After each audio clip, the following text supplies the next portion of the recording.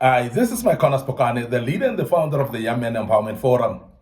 Today, I want to deal with some soft skills that will pay you forever. As a young man, there are some soft skills that you need to adopt that will pay you forever. And I know many times we are speaking about as young men to be educated and to study and show yourself approved and go and have degrees and so on. But I agree with that 100% because we are promoting as Young Men Empowerment Forum, our young men should develop in knowledge. They must study, they must have degrees, they must have master's degrees, they must have PhDs as well to become influential in the communities that we're living in. And I want to emphasize this, that as a young man, we are promoting you to make sure that you become a leader. You become somebody who's reputable, somebody that they can listen to wherever you are. And that comes with education, because people in this day and time, they respect you because of education. But we want to speak about soft skills as well that will actually collaborate with your education, that will make you actually to become better. And the soft skills that you don't have to buy them anywhere, but they will pay you forever. The first soft skill that I want us to look at today is emotional intelligence. And I don't know, because this topic doesn't seem to be going away as well. We have dealt with emotional intelligence in depth in the past few lessons, but today I bring it up and say emotional intelligence is one of those soft skills that will pay you forever. And as a young man, this is a soft skill to pursue. This is a soft skill to make sure that you are after. The soft skill that you make sure that you acquire and make sure that you have it, because it is a soft skill that will pay you forever. Now, I want to emphasize that when we talk about emotional intelligence, there are some things that you need to do in order to really have emotional intelligence. One of those is you need to be honest in tough talks. You need to be honest in tough talks. So in other words, even if you're speaking to somebody in a very argumentative manner, maybe in a platform that needs you to be firm and so on, be honest in that tough talk. Because even though it's a tough talk, you cannot be dishonest about it. And there are many times where we wishy-washy and we buy people's faces. And we talk nice to people because we want them to gain favor with them. But I want to say that as a young man, emotional intelligence, what you need to do is you need to really be honest, even in tough talks, and be honest. If somebody has messed up, tell them you've messed up. If they are wrong, tell them straight on their face that this is wrong and that cannot be tolerated. Now, that's emotional intelligence of the highest level. Because many times we think that emotional intelligence is to become subtle, to become subdued, and we don't want to confront issues. But emotional intelligence goes along with confronting issues as well.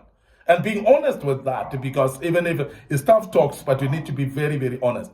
And when you are honest, people are able to detect that you're honest. And that is the reason why people will still respect you, even though you were hard on them, but honest. Because in tough talks, we become hard. But then we must still remain very honest.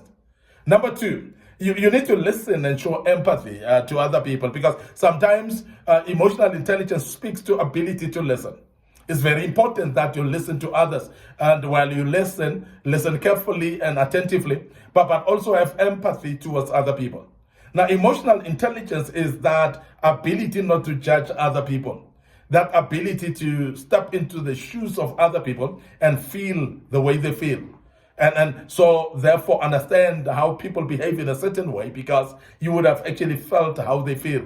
Because there are people that burst up in emotions and cry and scream. And sometimes they behave that way, particularly because of the hurt that they've gone through. But when you are listening to them, you are empathetic in the sense of stepping into their shoes and understand what they're going through. It makes it easier for you to be able to understand what they're going through and therefore treat them in a way that is good, because you would have actually understood what they're going through. It is very important also to open up to build trust, because another thing that we lack generally is to open up. Because when you open up to people, then people trust you. You become authentic when you open up, and people are able to approach you. People are able to talk to you, even in tough talks as well. People are able to oppose you as well. People are able to disagree with you, and you allow that conversation of agreement and disagreement. You don't force people into agreeing with you with every single thing. Now, emotional intelligence is that ability to say, I am wrong. I'm able to listen to other people as well. And I'm opening the door to build the trust, because people trust you when you open up to them.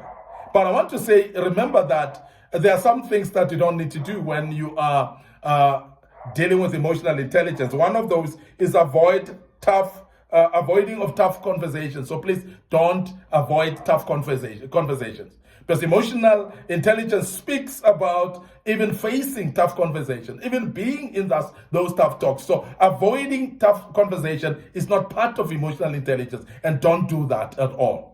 Also, dismissing others' feelings is not emotional intelligence, because we have seen people that dismiss other people's contributions, other people's feelings, and so on, and that's not emotional intelligence either. And I want to warn you against that as well.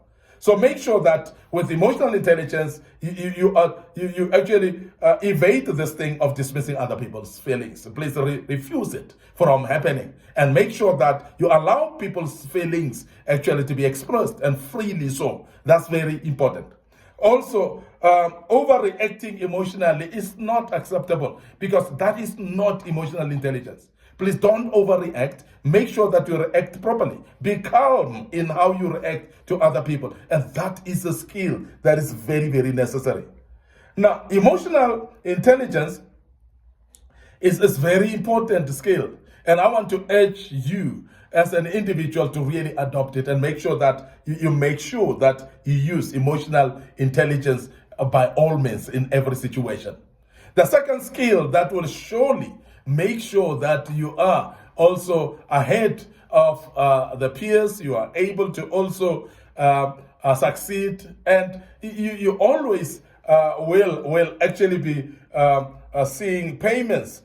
You will be paid forever, and because of this type of skills, soft skills. Another thing is communication.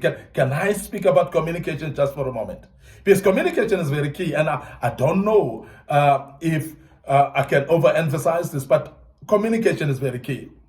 Now, it's very key that you speak clearly when you speak to people, because if you don't communicate clearly, people don't know what you're saying. People don't know how to deal with what you are dealing with. They don't know what to do in situations that you're dealing with. And I want to emphasize this, that it's very important that you make sure that you communicate clearly. And secondly, it's very important also that you use open body language, because there are many times whereby you're communicating but you're closed up. And as you're closed up, people see that they cannot reach you. People feel like you don't want them to respond to you. You don't want them to speak to you. So you're too closed up. So we are saying that open up to people. Open up your arms to people. Make sure that people are aware that you are open to suggestions. You are open to criticism as well, of course. And you are open also to people opposing you, as I've said earlier. This is very important. So please make sure that you use open body language.